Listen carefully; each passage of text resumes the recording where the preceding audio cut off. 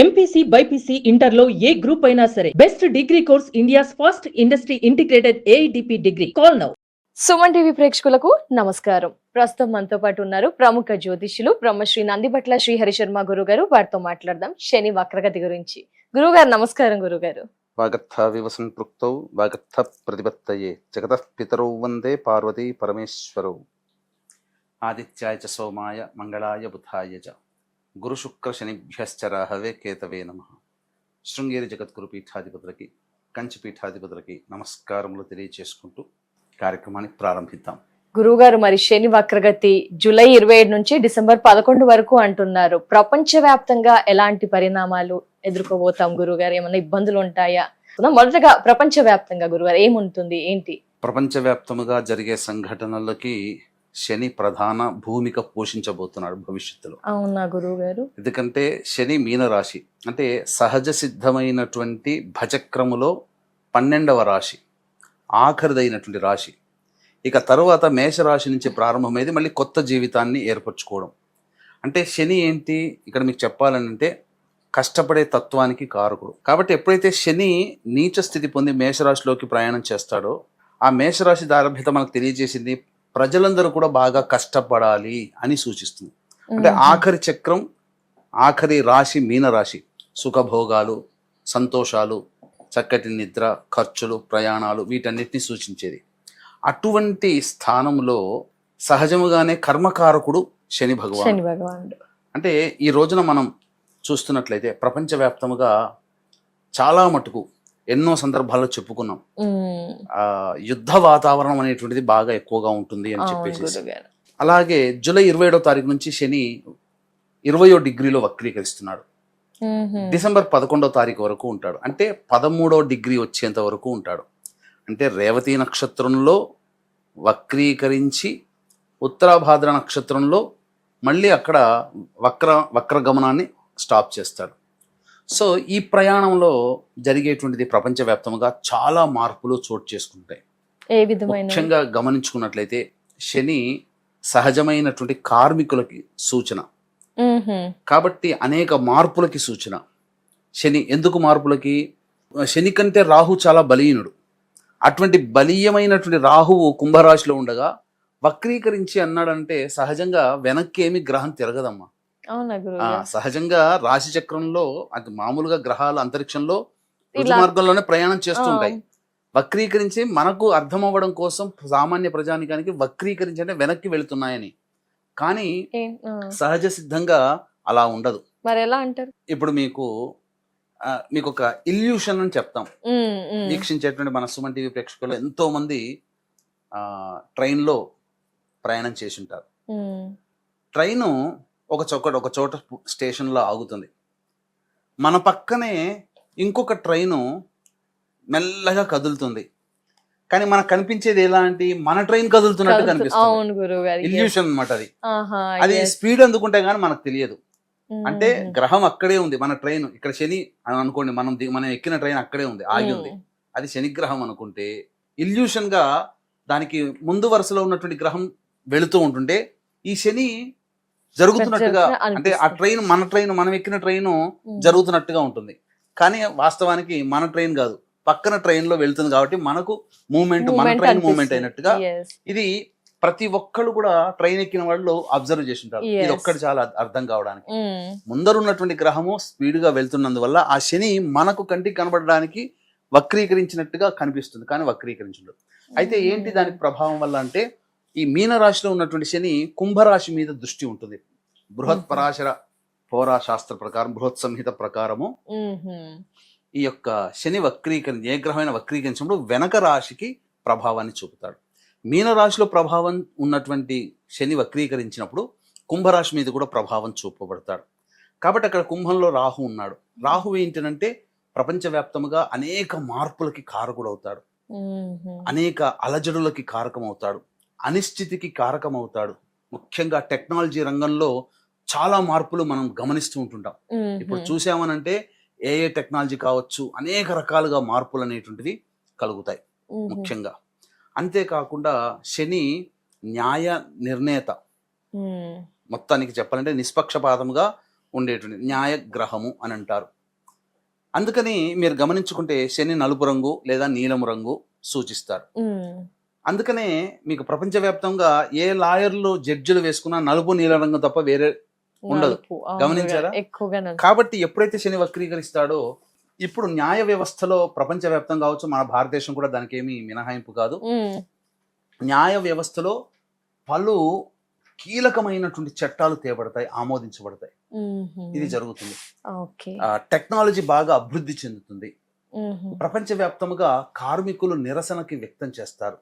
ప్రజలందరికీ కూడా ఏదో ఒక తీరని అనిశ్చితి, అగ్నికి ఆజ్యం పోసినట్టుగా రాహువే ఇంతటి కుంభరాశిలో ఉన్నప్పుడు చాలా ఇబ్బందులు గురి చేస్తాడు.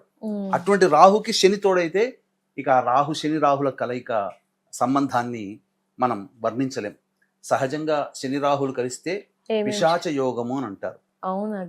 ఎవరి జాతకంలో శని రాహులు కలిసి ఉంటారో దైవ మార్గంలో ఉంటే తప్ప. కాబట్టి ఆ శని రాహులు కలిసినటువంటి వాళ్ళకి దేవతానుగ్రహాన్ని పొందే ప్రయత్నం అంతా చేస్తేనే వాళ్ళ జీవితంలో సుఖశాంతులతో. అంటే శాస్త్ర ప్రకారము కొంతమంది జ్యోతిషులు కూడా ఈ శని రాహులు కలిసినటువంటి జాతకాలను అస్సలు ముట్టుకోరు. ఎందుకంటే వారి కర్మ అంతా వీళ్ళకి వస్తుంది అనేటువంటిది. పైగా ఇంకొక వచన ప్రకారం ఏంటంటే శని రాహులు కలిశారంటే వీళ్ళ పూర్వజన్మలో ఎటువంటి పుణ్యఫలము లేదు, ఎటువంటి పాప ఫలము లేదు, ఈ జన్మలలో చేసుకుందే వాళ్ళకి. కాబట్టి పుణ్యఫలాన్ని పెంచుకోవడం కోసం ఎక్కువగా దేవతారాధన చేయమని ఇండైరెక్ట్ గా చెప్తారు. ఇక ఈ సంబంధించినటువంటి చూసినట్లయితే ప్రపంచవ్యాప్తముగా ఈ సంబంధించినటువంటి ప్రొటెస్ట్లు జరుగుతూ ఉంటుంటాయి ఎక్కువగా. ఇప్పుడు మీకు నేను రీసెర్చ్ చేసి ఉన్నాను, ఎక్కడ ఎక్కువగా ఎప్పుడు ప్రొటెస్ట్ జరిగాయి అన్న చోటల్లా కూడా ఈ శని రాహులకి కలయిక వచ్చింది, శని రాహులకి సంబంధం అనేటువంటిది వచ్చింది. ఉదాహరణకి ఒక ఎగ్జాంపుల్ చెప్తాను. 1989లో ఏప్రిల్ 15 నుంచి జూన్ 4వ తారీఖు వరకు టియానన్ స్క్వేర్ దగ్గర, చైనాలో బీజింగ్ టియానన్ స్క్వేర్ దగ్గర విద్యార్థులు ప్రొటెస్ట్ చేశారు. అంటే నిరంకుశ పాలనకి, అలాగే ఈ సంబంధించినటువంటి అన్యాయంగా అక్రమంగా సంపాదనకి, వీటన్నిటికీ ప్రొటెస్ట్ చేశారు. విద్యార్థులే ప్రొటెస్ట్ చేశారు. దానివల్ల ఆ గవర్నమెంట్ సహజంగా అధ్యక్ష తరహా గవర్నమెంట్ కాబట్టి చాలా మందిని షూట్ చేయగలిగింది. అప్పటి ప్రకారం 350 మంది చనిపోయారంటారు. కానీ ఇప్పటికీ కూడా అనఫీషియల్ గా 2700 మంది ఆ యొక్క దమనకాండలో చనిపోయారు విద్యార్థులు. ఇది అత్యంత హేయమైనటువంటి చర్య. కాబట్టి ఇప్పుడు మనకు తెలియదు, కానీ ఇప్పుడు చైనాలో కూడా మన ఇండియా తరహా ప్రొటెస్ట్లు ఇప్పుడు ఎట్లయితే జరుగుతున్నాయో అక్కడ కూడా ఇప్పుడు జరుగుతున్నాయి. కాకపోతే బయట ప్రపంచానికి తెలియట్లేదు, ఎందుకంటే ప్రెసిడెంట్ రూల్ ఉన్నటువంటిది. ప్రపంచవ్యాప్తంగా ఇప్పుడు అందరినీ కూడా ఆకర్షించేటువంటి అంశం ఏంటంటే ఇటు ఇరాన్ అమెరికా యుద్ధం, ఇజ్రాయెల్, అలాగే రష్యా ఉక్రెయిన్ యుద్ధం. కాబట్టి ఈ సంబంధించినటువంటిది ట్రంప్ సింహలగ్నంలో జన్మించాడు. ఇతనికి అష్టమ స్థానంలో వక్రీకరించి ఉంటున్నాడు. కాబట్టి ప్రధానంగా ఏం జరుగుతుంది, అతను పునరాలోచించుకోవాల్సిన పరిస్థితి వస్తుంది యుద్ధం మీద. అతనికి ఆరోగ్య పరిస్థితులు దెబ్బతింటాయి. మళ్ళీ అతని మీద ఈ సంబంధించినటువంటి మర్డర్ అటెంప్ట్ జరిగేటువంటి అవకాశాలు ఉంటాయి ట్రంప్ కి. అలాగే ఏవైనా కానీ కలిసి కూర్చుంచుకొని చర్చించుకోగలిగే పరిణామాలకి అవకాశాలు ఇప్పుడు ప్రపంచవ్యాప్తంగా శని వక్రీకరించి ఉన్నటువంటి కారణం చేత జరగబోతున్నాయి. ఇప్పుడు రష్యాకు సంబంధించింది కూడా, ఉక్రెయిన్ సంబంధించింది కూడా. ఇప్పుడు ఆగస్టు 12వ తారీఖు రోజున ఏర్పడేటువంటి సంపూర్ణ సూర్యగ్రహణం ఏదైతే ఉందో అది రష్యా ఉక్రెయిన్ ని ప్రభావితం చేస్తుంది. వాళ్ళు ఆ రష్యా ఉక్రెయిన్ పుతిన్ జెలెన్స్కీ ఆ ఇద్దరు కలిసి కూర్చొని చర్చించుకున్నారా, ఆ ఒక్క 2 దేశాల వల్ల ప్రపంచం అంత సుభిక్షంగా ఉంటుంది. ఈ సూర్యగ్రహణ ప్రభావము ఆగస్టు 12వ తారీఖు రోజున ఏర్పడే గ్రహణ ప్రభావము ఇద్దరి దేశాల్లో ఏర్పడబోతుంది, కనబడుతుంది. అది సంపూర్ణంగా రష్యాలో ఉక్రెయిన్ లో కనబడబోతుంది. ఈ కారణం చేత మళ్ళీ ఏమైనా పిచ్చి ఆలోచనలు చేస్తే ఈ శని వక్రీకరించినటువంటి తోడు ఈ సంపూర్ణ సూర్యగ్రహణ ప్రభావం వల్ల మళ్ళీ ఆ 2 దేశాల్లో మళ్ళీ భీకరమైన యుద్ధము. ఇక ఇప్పటి వరకు 2022 నుంచి యుద్ధం జరుగుతూనే ఉంది. అది ఇక తాడో పేడో తెలుసుకునే పరిస్థితి ఆగస్టు 12 తర్వాత వచ్చేస్తుంది. వక్రగతి వలన గురుగారు సూర్యగ్రహణం రెండు ప్రభావం వల్ల ఇక్కడ వాళ్ళిద్దరూ ప్రపంచ సంక్షేమం కోసం చర్చించుకుంటే బాగుంటుంది. లేకపోతే ఇక యుద్ధం వినాశనం తప్పదు. ఇక మన దగ్గరికి వచ్చేసేసరికి ఇక్కడ అంటే ఈ యొక్క ఇరాన్ అమెరికా ఇజ్రాయెల్, ఇటు డొనాల్డ్ ట్రంప్ కి ప్రాణహాని. అలాగే ఇరాన్కి చూసినట్లయితే ఇరాన్ కర్కాటక లగ్నానికి సంబంధించినటువంటి 9వ స్థానంలో సంబంధించి వక్రీకరించినటువంటి కారణం. కాబట్టి పునరాలోచించుకోవాల్సిన పరిస్థితులు మళ్ళీ ఇరాన్ అధ్యక్షుడు చేపడతారు. కాబట్టి అనిశ్చితి అనేటువంటి యుద్ధంలో అనిశ్చితి అనేటువంటిది ఏర్పడుతుంది. కాబట్టి మంచి మార్గం గుండా వెళ్ళారా ప్రపంచం అంతా కూడా సంతోషంగా సుభిక్షంగా ఉంటుంది. తేడా మార్గంగా వెళ్ళి నిర్ణయాలు తీసుకొని ఉన్నారా చాలా ఇబ్బందులకు గురవుతాక తప్పదు. ప్రపంచము వినాశనానికే మనకు ఇది ప్రారంభం. ఈ 2026 సంవత్సరం శని వక్రీకరించి ప్రారంభం. 1989లో నేను చెప్పాను కదా చైనాలో బీజింగ్ దగ్గర జరిగిందని. అప్పుడు శని ధనుస్సు రాశిలో ఉన్నాడు. రాష్ట్రాధిపతి అయినటువంటి గురు చేత చూడబడుతూ 3వ దృష్టితో రాహుని వీక్షిస్తున్నాడు ఆ సమయంలో. కాబట్టి అక్కడ ప్రొటెస్ట్లు అనేటువంటి విద్యార్థులు ముందుకు సాగారు. ఎందుకంటే శని అణగారిన వర్గాన్ని సూచిస్తాడు, కింది స్థాయి వ్యక్తుల్ని సూచిస్తాడు.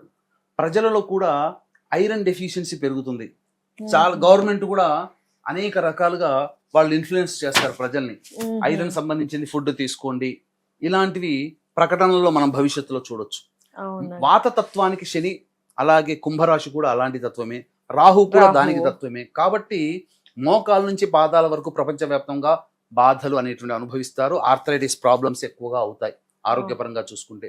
ఇక విద్యాపరంగా చూసుకుంటే పలు సంస్కరణలు అనేటువంటివి ప్రపంచవ్యాప్తంగా కొత్త కొత్త ఆవిష్కరణలు అనేటువంటివి వస్తాయి ఈ యొక్క ప్రపంచవ్యాప్తంగా. భారతదేశంలో ఇంకా ఎలాంటి పరిణామాలు చూడాల్సి వస్తుంది గురువు గారు? ఆల్రెడీ మనకి ప్రొటెస్ట్ నడుస్తుంది, నీట్ ఇలాంటివి జరుగుతున్నాయి, ఇంకా ఏం చోటు చేసుకోబోతున్నాయి? ఇప్పుడు మీకు గమనించుకుంటే ఈ ప్రొటెస్ట్లు అనేటువంటివి కూడా గత ఈ జూలై 22వ తారీఖు నుంచి నీట్ అవును అణగారిన నిప్పులాగా ఉండి జూలై 22వ తారీఖు నుంచి చాలా ప్రొటెస్ట్లు చాలా ముందుకు వెళ్ళిపోయాయి. అంటే ఇది సహజంగా చాలా మంది వీక్షించేటువంటి మన సుమన్ టీవీ ప్రేక్షకులు తీసి పారేస్తారు, ఇదంతా ఏముందిలే అని చెప్పేసి. కానీ వాస్తవానికి శని వక్రీకరించి జరగబోతున్నాడు జూలై 27వ తారీఖు రోజున. కాబట్టి ఈ సంబంధించినటువంటి పరిణామాలు చోటు చేసుకోబోతున్నాయి. అందుకే దైవత ఆరాధన తప్పనిసరి. దీన్ని దృష్టిలో పెట్టుకునే ఈ యొక్క ఆషాఢ పౌర్ణమి రోజున దేవతానుగ్రహం అందరికీ అందించాలనే సదుద్దేశంతో వారాహి నవరాత్రులు ఎంతో మంది చేసుకున్నారు, మధ్యలో ఆపేసిన వాళ్ళు ఉన్నారు. అలాగే చేసుకోలేక ఇబ్బంది పడి చేసుకుంటే అమ్మవారి అనుగ్రహం పొందితే బాగుండును, అలాగే చాలా మందికి సమస్యలు అనేటువంటి ఉంటాయి, ఆ సమస్యలు తీరితే బాగుండును అనుకునే వాళ్ళు కూడా ఉన్నారు. అటువంటి వాళ్ళకి ఈ ఆషాఢ పౌర్ణమి గురు పౌర్ణమి సందర్భంగా మన పీఠం ఆధ్వర్యంలో రాత్రి 8 గంటలకి అంటే 7:30 వరకు పౌర్ణమి కాబట్టి 7 గంటలకి పౌర్ణమి ఘడియల్లో మనం ప్రారంభం చేస్తాం. వారాహి, ప్రత్యంగిర, బగళాముఖి, రాజశ్యామల, ధూమావతి మరియు శనీశ్వర అఘోర పాశుపత హోమాది కార్యక్రమాలు జరిపించడం జరుగుతుంది. ఈ కార్యక్రమంలో నమోదు చేసుకున్నటువంటి వాళ్ళకి వారాహి మాల కూడా ఇవ్వడం జరుగుతుంది. అవకాశం ఉన్నటువంటి వాళ్ళు స్క్రీన్ పై కనిపిస్తున్న నెంబర్కి కాంటాక్ట్ చేసి గోత్రనామాలు నమోదు చేసుకోవచ్చు. ఎందుకంటే శని వక్రీకరించినటువంటి కారణం చేత శని మీనరాశికి మరియు కుంభరాశి కూడా ప్రభావితం. కాబట్టి మొత్తం 12 రాశుల వారికి ఈ ప్రభావం ఉంటుంది. ఎవరి జాతకరీత్యానైతే బలమైనటువంటి సమస్యలు తీరాలని కోరిక ఉంటుందో అటువంటి సమస్యల నివారణకి, శత్రు బాధలు, విద్య, వివాహ, దాంపత్య, అనారోగ్య సమస్యల నివారణకి ఈ హోమాది కార్యక్రమాలు జరిపించడం జరుగుతుంది. కాబట్టి ఎవరైనా కానీ ఈ కార్యక్రమంలో గోత్రనామాలు నమోదు చేసుకోవచ్చు. గమనించుకున్నట్లయితే మన భారతదేశంలో జరిగేటువంటిది ఇప్పుడు ఈ యొక్క విద్యార్థులు ప్రొటెస్ట్ చేశారు, కానీ ఇది శని వక్రీకరించినటువంటి కారణం చేత జరుగుతున్నటువంటిది. అవునా, ముందే స్టార్ట్ అయిపోయిందా గురుగారు? ప్రభావం ముందే ఉంటుంది కదమ్మా. ఇంట్లో కాఫీ చేసినా, బిర్యానీ చేసినా ప్రిపరేషన్ లోనే స్మెల్ అవుట్ అవుతుంది, కానీ అన్ని తయారు చేసిన తర్వాత వీళ్ళింట్లో ఇవి ఉన్నాయని తెలియదు. అలాగే ఇది రావడానికి ముందే ఒక 2 వారాల ముందర మన భారతదేశం కూడా చవి చూసింది. మన భారతదేశానికి స్వాతంత్రం వచ్చిన లగ్నానికి అత్యంత రాజయోగ బ్రతుడు శని, బాధకుడు కూడా శని. కానీ అట్టి శని వక్రీకరించి మీనరాశిలో వక్రీకరించినటువంటి కారణం చేత గతంలో ఏంటనంటే భారతదేశం గవర్నమెంట్ ఎలా ఉంటుందనంటే భవిష్యత్తు కార్యాచరణ ఇంతకుముందు చెప్పుకున్న న్యాయ వ్యవస్థకి కారకుడు కాబట్టి న్యాయ వ్యవస్థ సమూలముగా మార్చబడుతుంది. కొత్త చట్టాలు తీసుకుని వస్తాయి.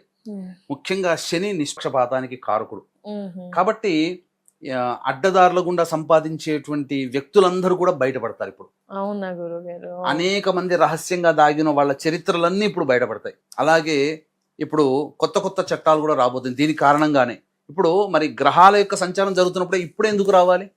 ఇప్పుడు అమిత్ షా గారు ఇప్పుడు కొత్తగా FCRA బిల్ అనేది తీసుకొస్తున్నారు. ఇక మొత్తం ఢిల్లీ కేంద్రంగా ప్రతి NGOలకి వచ్చే డబ్బు అక్కడి నుంచే రావాలి, ఒకే బ్యాంకు నుంచి పెడుతున్నారు.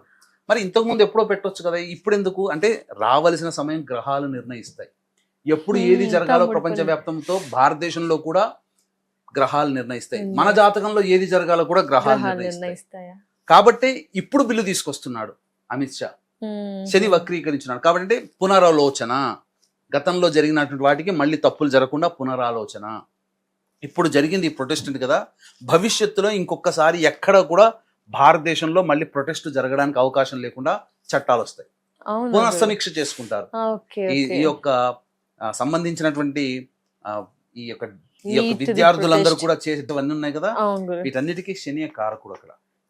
ఇక్కడ అనిశ్చితి అనేటువంటిది ఉంటుంది. అంతేకాకుండా మన ఈ సంబంధించినటువంటి నరేంద్ర మోడీ గారి జాతక రీత్యా చూసుకున్న సెప్టెంబర్ 4వ తారీఖు వరకు అతని జాతకంలో బాగోలేదు. సెప్టెంబర్ గురువు 4 సెప్టెంబర్ 4 అంతవరకు దాన్ని ఒడిసి పట్టుకోగలిగాడా? మోడీ తర్వాత విజృంభిస్తాడు. ఆహా, ఇంకా తప్ప తప్ప. అంటే తర్వాత గట్టిగా మంచి రిజల్ట్స్ అనేటువంటి మోడీ చాలా దుందుడుకు జరిగా సెప్టెంబర్ 4 వరకు అతనికి బాగోలేదు. అంటే ఓపిక పట్టాలా, ఏం చేయాలంటారు ఓపిక గురుగారు? పట్టాల్సింది. అంతవరకు అన్నిటికీ అది జరుగుతుంది. నీట్ గురించి ఇలా జరిగింది, అవును. ఇక మీద జరగకుండా చూసుకుంటాం అది అలాంటివి. సెప్టెంబర్ 4 వరకు అతనికి మీద అభాండాలు అనేటువంటివి, అతన్ని క్యారెక్టర్ అసాసినేషన్ చేయడం కానీ అవును గురుగారు, ఇన్ని రోజులు పాజిటివ్ గా అనిపించింది మోదీజీ గారి అది. మీద, ఇప్పుడు నెగిటివ్ వచ్చేది అంతా Negative. గ్రహ ఇంపాక్ట్. ఇంకా ముందుగా సెప్టెంబర్ 4 వరకు జూన్ కనీసము ఈ యొక్క ఆగస్టు అంటే జూలై 29, 30వ తారీఖు వరకు కూడా ప్రభావం ఎక్కువగా ఉంటుంది. తర్వాత మెల్లమెల్లగా తగ్గుతుంది. సెప్టెంబర్ 4 తర్వాత మోడీ జాతకరీత్యా అతనికి బాగోలేదు కాబట్టి కామ్గా ఉండడం, భరించడం, తర్వాత చేయాల్సిన కార్యక్రమాలు భవిష్యత్తులో వీటన్నిటికీ కూడా చేయిస్తాడు. ధన్యవాదాలు గురుగారు, మరొకసారి నమస్కారం. సర్వం శ్రీ ఉమామహేశ్వర పరబ్రహ్మార్పణమస్తు. సో ఇయర్స్ చూసారు కదా, వెస్ట్రన్ కంట్రీస్ వాళ్ళే 13th ఫాలో అవుతున్నారు. మరి మనం కూడా ఫాలో అవ్వాల్సిందండి. గురుగారు ఏం చేయాలి, ఏం చేయకూడదు, మంచి చెడు అన్ని కూడా చెప్పారు కదా అండి, ఫాలో అవ్వండి. అలాగే గురుగారి ఆధ్వర్యంలో గురు పౌర్ణమి రోజు జరగబోయే క్రతువులో మీ గోత్రనామాదుల్ని నమోదు చేసుకోవాలి అనుకుంటే కనుక స్క్రీన్ పై నెంబర్ కనిపిస్తుందండి, వెంటనే కాల్ చేసి మిగతా డీటెయిల్స్ తెలుసుకోవచ్చు. నమస్కారం.